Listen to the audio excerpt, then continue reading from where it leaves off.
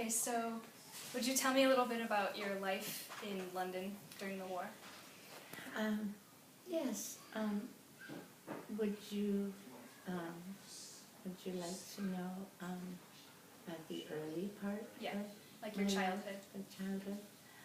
Well, there was a time when I look back and I think that it was kind of hard and kind of sad because there was a war on. It was World War II had started and things were changing a little bit. And I remember there was some talk in my house about a lot of bombs in London being a sort of a real hot spot for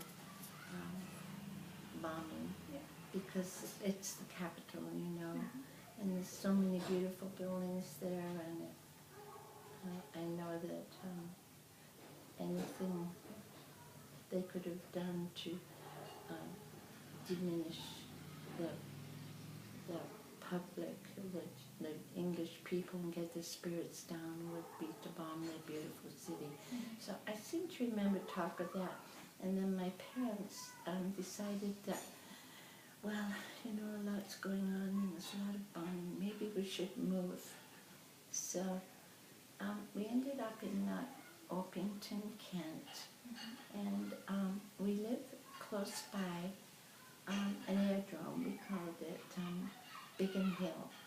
And now when I look back, I know that it was a very strategic airport, actually, because it had a lot of the RAF bombers that we used, the B-1 and B-2 bombers that would fly over to Germany and take a lot of bombs, and unfortunately have to bomb, Berlin and all the things that go on in war that sadly it happens.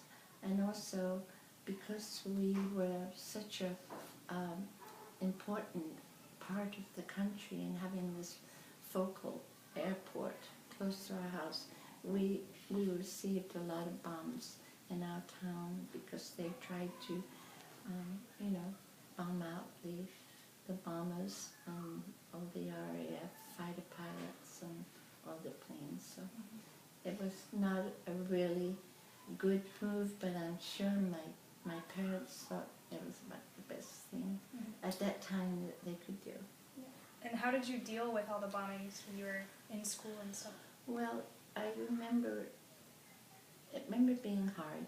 I remember always having to think, I have a gas mask, and I always had to have my gas mask with me. And we'd have drills all the time, like if you hear a siren, you've got to either get under your desk, or if there's a shelter, you've got to go close by and all, but you never ran, you always walked to the shelters.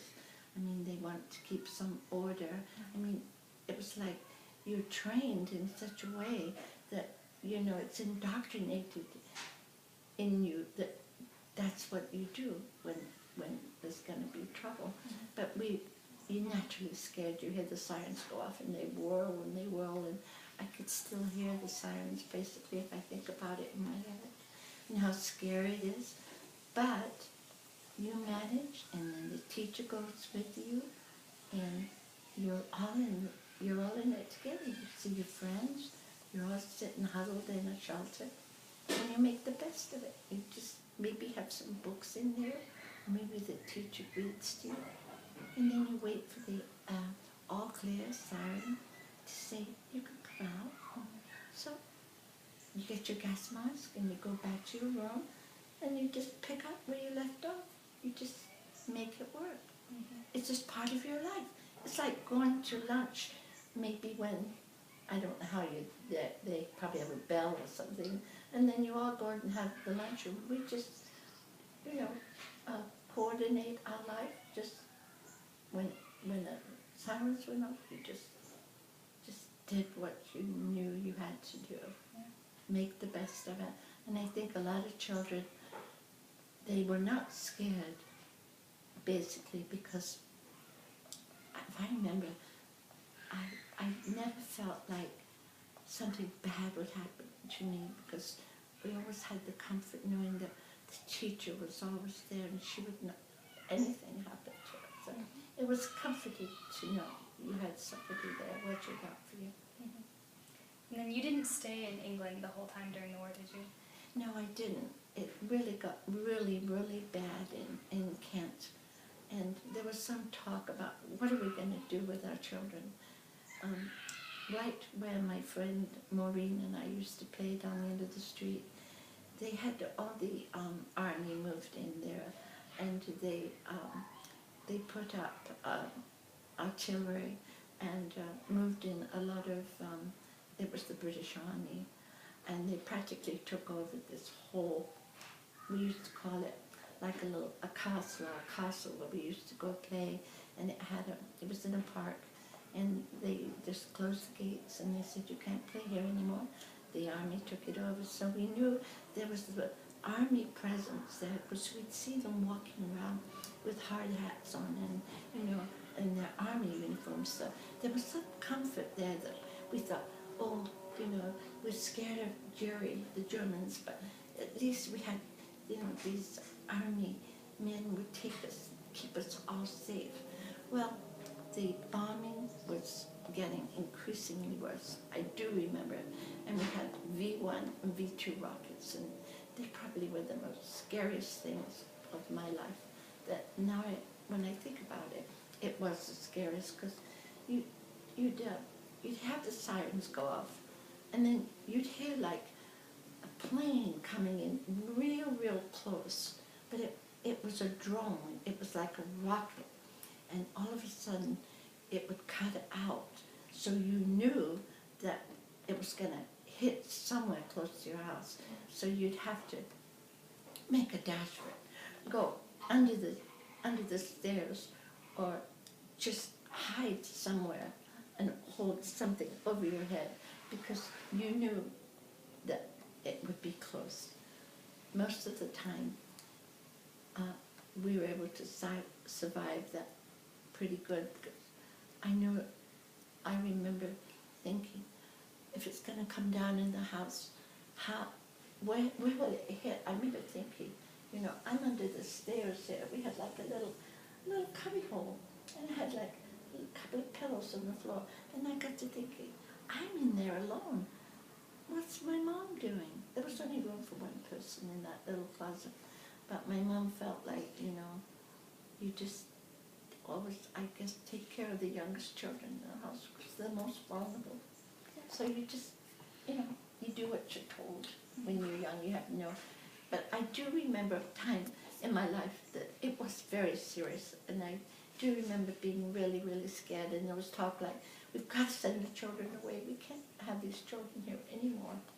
Well, my dad had already left to go to the Navy, and my brother was 5 years older than I.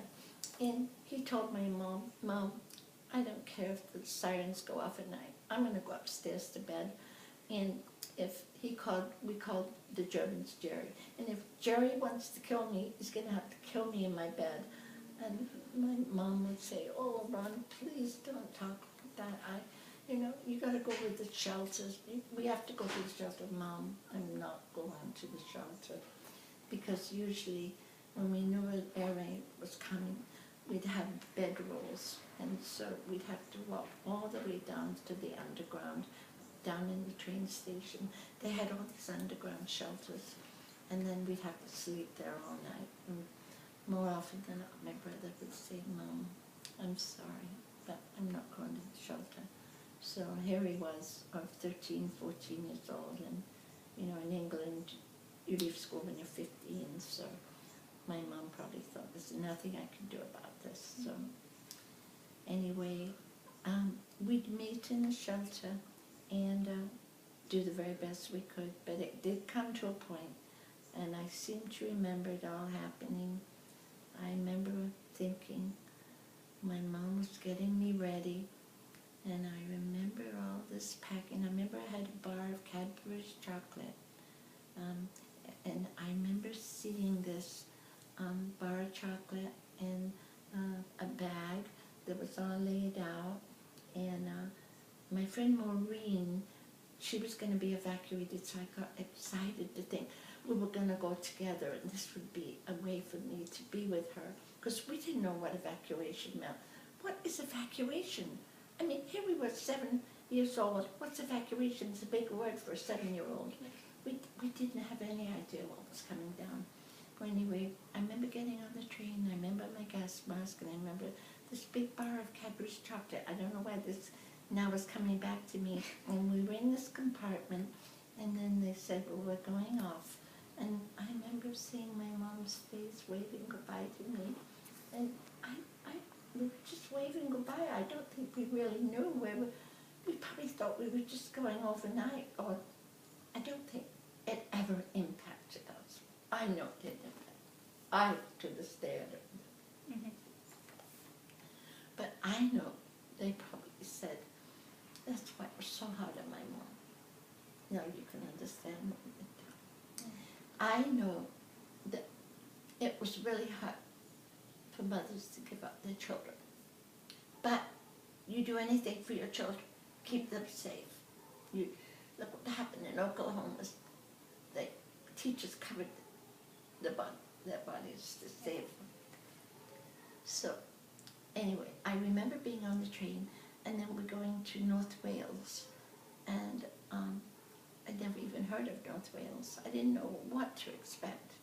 I know they spoke a different language, but there was some smattering of English too. So, and I wanted to be with Maureen. I remember thinking we're going to be together, and then for some reason they separated us. Maureen went to live with Catholic family, and I was Church of England Christian, and I don't know how they did this, or whether it was separated by convenience or whatever, but I felt really kind of isolated, and I went to live with a Methodist minister, and I'm sure they did everything in the world to make me feel wanted and kind, because here I was, just a strange little girl, just wandered into their life, and I'm sure they afforded all my expense, my food, and my clothing. I don't know if they were reimbursed for anything even. So, you know, and I was always taught to be as nice as I could be and respectful. So I'm sure I did mind my manners and do the best I could. I remember being really homesick and wanted to write to my mom and dad every day. And then I remember somebody saying, well, you don't need to write to your mom and dad every day. They know they love, that you love them. But I felt like I had to keep, in case I forgot about. I don't know, maybe in my mind's eye I was thinking, I'm all alone, you know, because I remember being really lonely. But anyway, time went on, a couple of years, and then I didn't hear much about the war. It's almost like they kept all the talk of war away from the children. They did their best to make us happy, you know. What are you going to do? You do the best you can. You try and fit in. You learn a little Welsh. You try and, you know, I don't remember any real, I don't know, it's funny enough, like I don't remember any real happy times, but I'm just coping with life, you know, to get through a bad time in your life. You know, when something really bad happens to you, you wish it would get over soon. Yeah. I think that's how I cope with, you know, kind of shut it all away. So anyway, you did the very best you can, but I get letters from my mom, and she'd kind of keep me in the picture a little bit. I know she missed me because